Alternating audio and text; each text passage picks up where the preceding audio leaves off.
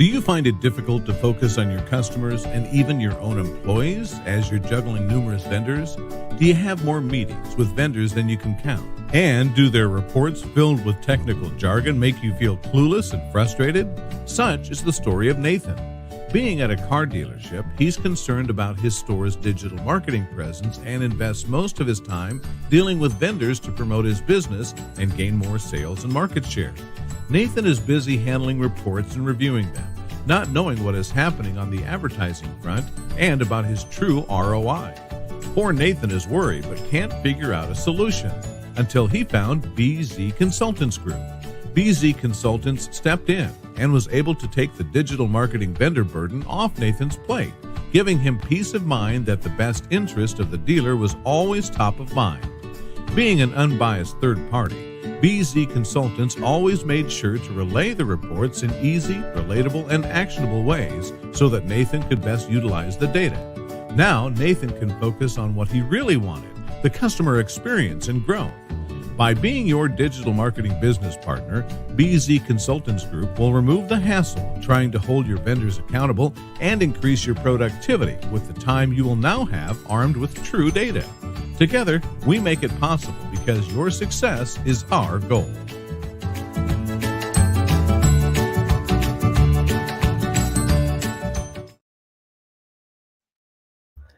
Welcome into Facts, Not Feelings, with a lot of freaking technical issues this afternoon at this point. So first of all, thank you everyone that's bearing with us to get through some of these. You'll notice that I am by myself right now. Greg and I are both having insane issues with our technical glitches, to say the least. So you're getting just me. We're going to bring Greg back on at a later date, hopefully next week. We may do it like a surprise non-Friday, do a different day just to talk about the episode due to the fun-filled technical issues we've had. So I am curious if anyone is using StreamYard, are you having any type of issues, like crazy issues where you've got insanely fast internet connection, yet it's saying you're laggy, you can't hear the person. So if anybody's using StreamYard right now and having those issues, I'd love to know, because it is all kinds of fun. So please let me know if for any reason it's not coming through clearly, if you can't hear me, if I'm choppy, other than the incredibly sexy voice I got going on here. Just let me know if there's anything crazy going on. If there's, like I said, if it's unbearable, we'll just completely scrap this and go until next week when I bring Greg back on, and hopefully whatever craziness is going on is going to be resolved at that point. So let's jump in this, and I hopefully we haven't lost everybody at this point, but some of the things from Greg's episode, we'll talk about NADA a little bit, and obviously it must have been very good because I'm sounding like this, and this is the most sound I've had out of my voice since Saturday. So hopefully by, I thought a week would be enough, but definitely a week is not enough to get the voice back. So why is it like this? NADA was awesome. We also did 30 interviews on Saturday, which is just crazy. So thank you to all the guests that came on board, shared their knowledge, shared what their best tips for NADA, all that fun stuff. If you were at NADA, have you recovered? I know obviously I'm still working on it. It's very much still working on it. And gearing up for next year, like this one's in the rearview mirror. We're moving on to the next one. Curious what you learned, what you got out of it, how things. And I'm being told I'm very laggy right now. So we're just going to wrap this up right now. Joshua, you're saying NADA was good for you. It was good for you. And it was. Josh, I'm getting blown up right now, saying I'm pretty laggy. Are you seeing that or hearing that on your end, that I am really, really laggy? If I am, please let me know. I've got, like I said, Greg, thank you very much. And we'll probably won't go much longer because I'm the feedback is that 30 interviews. Surface of the sun. It was, Jeff, it went from surface of the sun to like Siberia in a matter of a couple hours. Like it was, you all saw, I got a tank top at one point, and Jeff is saying, looks good, sounds good, except your voice. Yes, this is okay. Okay. I don't know why, but apparently I'm getting told everything sounds okay. So this is good. Going back to your comment, Jeff, when we set up, like you were all entered NADA, the temperature said 55. I was like, there's no way it's 55. Like I'm in a tank top right now wanting to die. It's so hot. And then by the end of the interview, we needed alcohol to warm us up because it was so cold. My poor guests were getting the Dealer World shawls going on because it was so insanely cold. And just because you're in the shade. So it was, surface to the sun was a very, very true statement there, Josh. or Jeff. And Josh, thank you so much for letting me know that we're looking all good. And thank you so much. Sounds great. I love hearing that. Love hearing that. So yeah, NADA overall, it was what one of the reasons I love doing the show is I get everybody else's feedback on things. How's it going? As much as I'm trying to clone myself, I can't clone myself. But right now, I probably wouldn't clone myself with this voice. Jeff, you're right. Alcohol to warms up sounds like an excuse. It could have been, but I did get like 29 interviews in, going from sweating my balls off in a tank top to a full-out jacket. So, I got pretty good, and then the voice was going. So we needed something to numb the voice a little bit here. Greg is saying the sounds clear, but video is freezing, lagging. Same thing we're experiencing backstage. Okay, Greg. So it's interesting. I don't know what's going on, because anybody else having this, because it sounds like everyone is saying it sounds and looks good. So I don't know what's going on. I have no idea. I'm not going to try to explain it. But thank you so much for the feedback on this. And we've got Jeff in the chat here. So any questions you have for Jeff, Greg, I don't even know names at this point. Any questions you have for Greg, drop in the chat. Greg can answer them. But let's dive in a little bit of this episode. If you have not had a chance to listen to it, hey, we'll watch it, Brooke. We're coming back from an ADA. Things are always really, really crazy. No worries at all. If you don't know this man right here, Gregory Ashe, get to know him. You can follow him on LinkedIn. You can follow him. In fact, let me put his little banner up here. You can follow him everywhere. Like M1-Data Analytics, they have such an incredible product.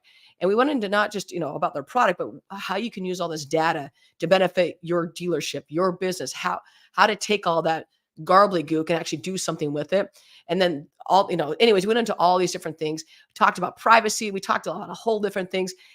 And before I go any further, everyone that's watching right now, and Greg, keep me honest on this one, is that Greg during the show said he'd offer a 30-day trial to any Facts Not Feelings audience member to try out their product, which it just doesn't happen to us. Like, when was the last time you got a full actual trial? Is something where it's like, put in your credit card, give us your firstborn child, then we'll give you a nice little trial about stuff. But if you're unfamiliar with what they do,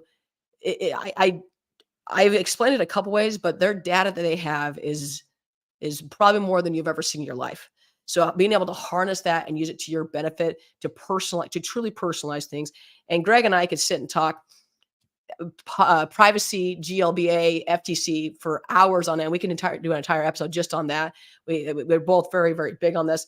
Fred, Greg is the absolute best. He is a insanely smart human being, and you want to know him and you want to know more about M1-Data Analytics. So definitely reach out to him. If you're even remotely thinking about it, why not try it out for a bit? And he's confirming, yes, I did. 100% he did. So you know that it's coming straight from Greg, that you've got that 30-day trial. And even we've got Fred coming in here saying M1-Data are always ahead of the game, solutionaries. And Fred, to your point, the first time I got introduced to M1-Data, I was just blown away by the data. I mean, how else are you going to say? There's just so much there, and what you can do with it. If you truly want to elevate your game and take your business to the next level, you want to get in touch with Greg. You want to take advantage of that 30-day trial, because it is, I jokingly said on the show, I was like, am I able to be a part of this? May I do this? Do I qualify for this? So yeah, definitely take advantage of it. And yeah, with that, let's just dive into some ways here. And now we're getting all kinds of issues on my end. So let's go through here a little bit on some of the things that I took away from the show, other than his amazingness, which is first and foremost. But we have so much change going on right now. So the transformative power of data and technology in our space. So we have a lot of changes going on. There always seems to be, hold up, Jeff, I'm coming to you, buddy. I'm coming. I'm also offering a 30-day trial of celebrating my birthday. But that's got to be every single month, Jeff, if memory serves me. So is that 30-day trial more like a not 30-day trial, more like a 12-month trial, and then it renews at the first of the year? Because we have to every single day celebrate your birthday. So that was one thing. Like I said, let's go back to this transformative power and data. And there's just so much out there right now about technology. Everyone seems to be coming out with the newest things in sliced bread, and it's so great. Some are really are great, but taking your due diligence to figure out, hey, is this working? Is it not working? Does it enhance our people and process? Or are we just throwing more technology at something thinking it's going to save it? Well, take a look at all of that. So going through and then from the dealer consumer front as well, like making that journey better, making that experience better. We all talk about, and we've got saying, I think Greg is a celebrity. His birthday too is this month there. Yes, true. going back to this a little bit is just that if you think of when we all think of, hey, this personalization, dealer, consumer centric, what do we think of? Most of the time, it's going to be Amazon, right? Amazon. I have ordered multiple things just today from Amazon since I got home and found out we're hosting a Super Bowl party. So quickly going to Amazon, I guarantee I can go get the stuff cheaper somewhere else. But I know it's going to be here today at some time. I don't have to worry if it doesn't work out. We're good to go. I just send it back. Like there's no hassle. They just make things so much easier. And are we doing that for our consumer? Or the next time they log into our site, does it show their information, that show the stuff they want to see? Are we personalizing that marketing and advertising to them to know, hey, Brooke, you were looking at a Hyundai Tucson, but now you're looking at we'll stay in the Hyundai family here. Now you're looking at Sonata. Well, those are two very, very different customers. So how are we tailoring the message to them? Also, we've talked about that before, but some of the other things and it was because of M1-Data, the conversation got started of other ways to use it. I mean, yes, and Greg's birthday. So let's all give Greg a big shout out here. It's his birthday on the 23rd. And so happy birthday to Mr. Gregory Ashe. We've got a birthday coming up here. So big happy pre-birthday eve times like however many there. But give Greg some love in the chat here. And going through and some of the examples we gave of like, hey, what if someone serves with you and they buy a car from you, but they're not servicing you? How do you know where they're going? Why are you not marketing to them to get them back? Or someone bought elsewhere, same thing. Why are we not trying to get them back in through marketing about how awesome our service center is, or our parts department is, or whatever it may be? Or they continue, your traffic's down. Well, do you know how many people are actually driving by your dealership and going to somewhere else? Well, do you know where they're going? Same thing with service. If you're looking at the data to say, wait, I can see that Brooke is continually driving by ABC Motors all the time and either is not servicing, not buying from us, whatever it might be, looking at data, looking at consumer behaviors to know, hey, where do they like to get their coffee? Where do they work out? Little things like that, because if someone is at work, whatever it may be, or hey, they seem to always go to local spots. Okay, so they don't like big box stores. Oh, now we know that. How you tailor your message to them, how you incentivize them, way different. But right now, is anyone even looking at that? And if you are, first off, congratulations, you're way ahead of the game. That's stuff that M1-Data is going to be able to give you that information and provide that information to know that this is how the consumer is shopping. I now know how the customer is shopping, which makes it better for me to interact with the customer, makes that journey so much easier than hitting them with the same message. I should not get the same message that Greg gets, and Greg shouldn't get the same message that Fred gets, and Jeff and Peter and everybody else. Like, we should all have different messages being tailored to us, just like Amazon done. We keep saying we want to have the Amazon experience, but do we really have the Amazon experience if we're not utilizing all this data that's at our fingertips right now? So for me, that's even before I got into the show, I was like, that's definitely going to be a big part of it, to go through and truly personalize and not just say that you're personalizing. And I go back up to we've got consumer data, right? So you have all this data. We talked about earlier that Greg and I could talk for hours just about privacy, GLBA. When this episode was originally recorded, CARS rule hadn't came out yet. Now you got the CARS rule. So how do you balance all this to know that, hey, we want this personalized experience and we want the customer to come first? On the other hand, we have so many legal rules and regulations, and it makes it a little difficult. And Greg has mentioned quite a few times that, hey, there's 6 states out there that have a little bit different rules, to say the least. So knowing, hey, I live in Illinois, but my rules are not going to be the same as California. Now with the CARS rule, that changes things a bit, because now everything's going to be a federal level. But in general, knowing how can you interact? What's considered PII? What can you do? What can't you do? When you can interact? All these little things to know, are we really doing this? And we talked about CDPs just because that seems to be a topic of conversation, to know, okay, Greg had pleaded and said, and so Greg, I don't know if anybody's reached out to you, but I'm gonna ask now. Greg just said, hey, if there is truly a CDP out there that is privacy first and compliance first, please reach out to him. Please reach out to him. Because right now, you start looking at all the crazy litigations and regulations that are out there. And is there truly a CDP out there that can do all that? And is first most thinking privacy? Privacy, privacy, privacy. So Greg, I am curious at some point if in fact someone does reach out to you. I am dying to know on this one. So there are two calls to action. Reach out to this man, get your 30-day trial. Someone with a CDP who, hey, there's got to be one out there. Are you compliance first? Are you truly compliance first? Bringing in all the inclusive of everything. Reach out to Mr. Gregory Ashe there. So that was a big, big, big, big one of how to take the data and then turn it into, I'll say marketing, but also keeping a privacy first standpoint.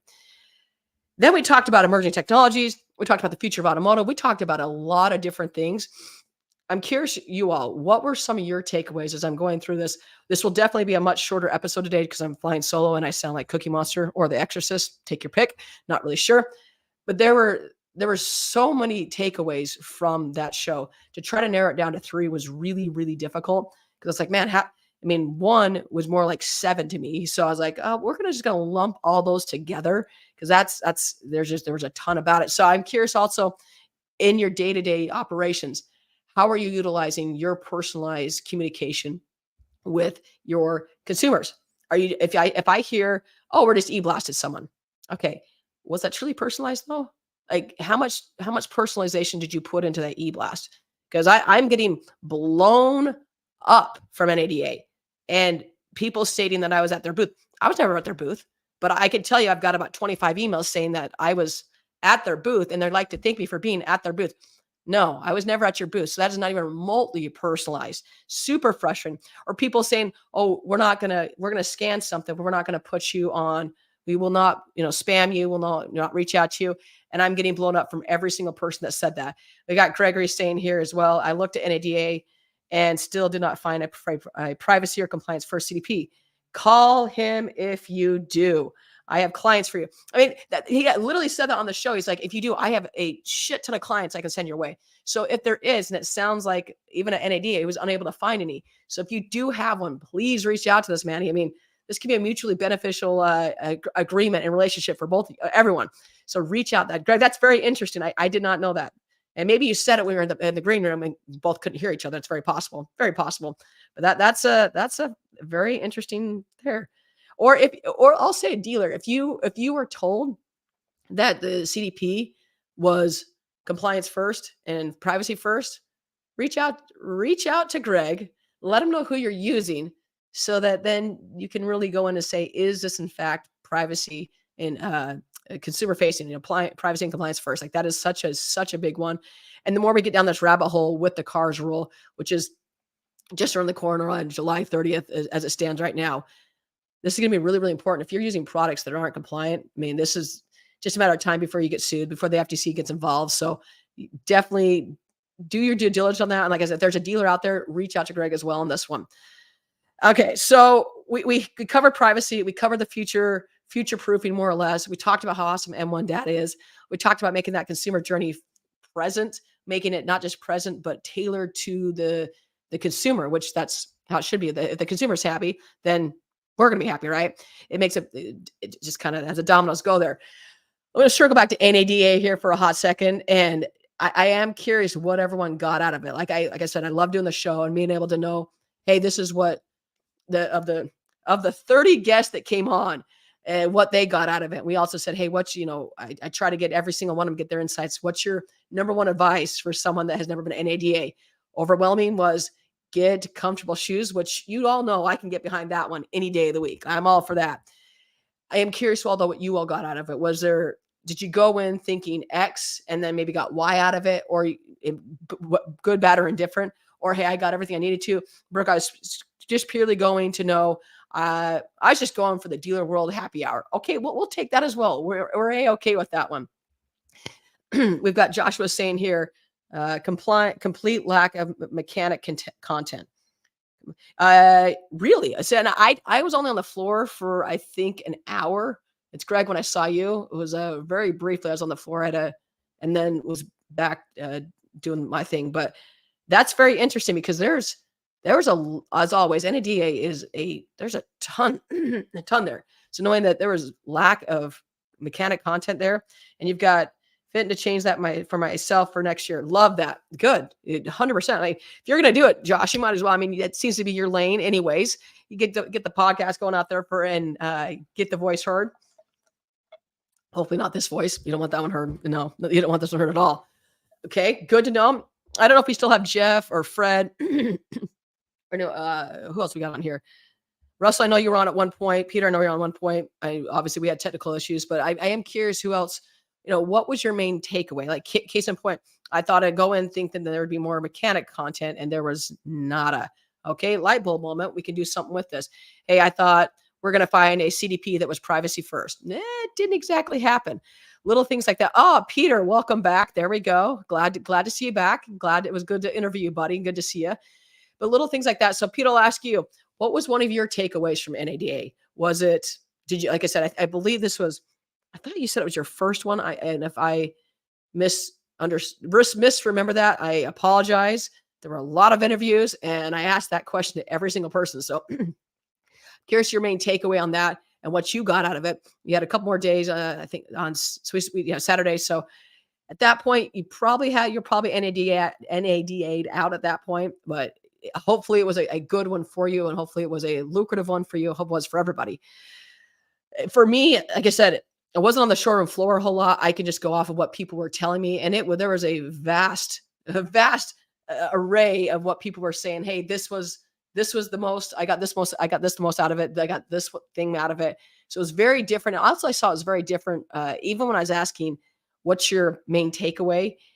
If it was someone that had been there for the first time versus a veteran of going, it was really interesting to see just the spectrum, the different ends of the spectrum, what people were saying.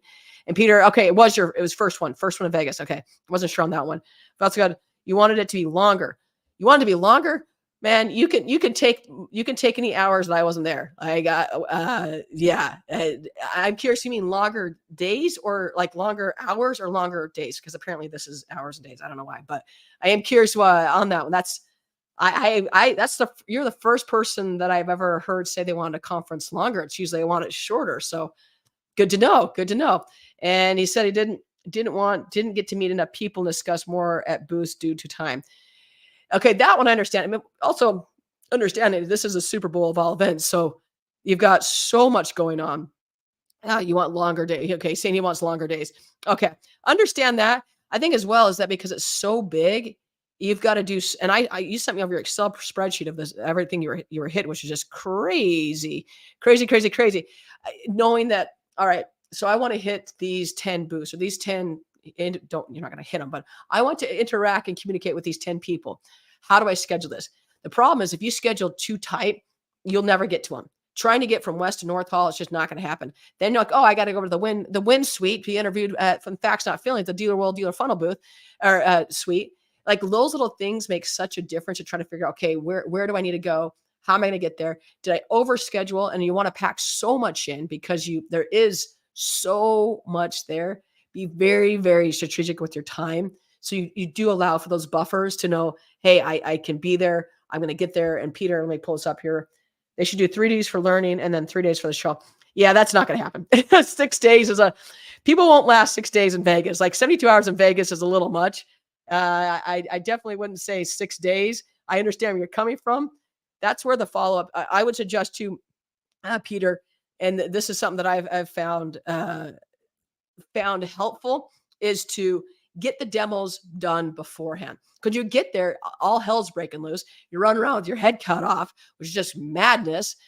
If you can get the demos done beforehand, and then it's just getting there to solidify a deal or whatever it might be, or hey, we're so strapped for time, just text the person, text whoever your contact is and say, hey, we're all busy. Let's get a demo afterwards. So Peter, that's what I was suggesting that one. 6 days is one that's too much in Vegas. I couldn't last 6 days in Vegas. My younger self could have, but no, I didn't last Saturday through this. So there's no way. We've got Robbie saying here, Robbie, I'm pulling up your comment. It was a great show. You were busier than anyone there. It was a little crazy. I think after all is said and done, there was a total of 6 hours of sleep since I got in on Tuesday, Wednesday, something like that. So not a lot of sleep, but that's what conferences do. Like you gotta keep going. Doesn't matter the time. You just keep going and going and you wake up and start the whole thing over, get your 2 hours of sleep, wake up at 5 and keep on going. So I appreciate it, Robbie. I would have loved to see you. It was very, very crazy. There was, I think I still have like at least 20 to 50 messages I have yet to read and text messages. So anyone that texts me and I didn't respond, I was not screening you. I was not anything like that. I just honestly did not have a moment to text you, especially if you text me on Saturday. There's no way I was getting back to you. Like, it's just not going to happen. And Peter is saying allows for more to be done. Yes and no. Peter, like, I would think with NADA, the only thing with NADA, it's so big. I would say I go back to get as many things pre-done before you can. So, the people you're going to meet with or the meetings you're having are going to be the most impactful. I personally do not know a single conference that goes 6 days. It's usually like three, maybe 4 days, just because people are burnt out by then. I mean, in case, and then it's not only that, then you've got all the parties afterward. You've got all that. Brooke is the gold medalist of NATA. It's just something like that. I don't know if hopefully that's a good thing. I'm not sure. It was definitely crazy. I was wearing about 30 different hats there, at least. But I will say, Peter, when you decide to host your conference, you figure out how you're going to do it. If you're going to do that, I'm curious if you, and it also depends on how many booths you have, how many attendees you have. There's so many attendees, as anything with the Super Bowl of any conference. So I'd be curious how you'd set yours up. It's anyone that does a conference. I've said this before. I'm going to say it again. Kudos. That's something I don't ever want to do a conference. I have no desire to do a conference. There's so much that goes into that I no. And what can be successful to one person is obviously different to another person, but even just the logistics of it, the financial burden of it, and then you got to turn a profit. If you don't turn a profit, you doing that. I mean, there's just so many things that go into it. And I actually landed last night. I came back in, spent some time with my good friend Dan Moore at his place in Arizona for a couple of days to rest and relax and try to get the voice back. Obviously that did not happen. And just with him and his family.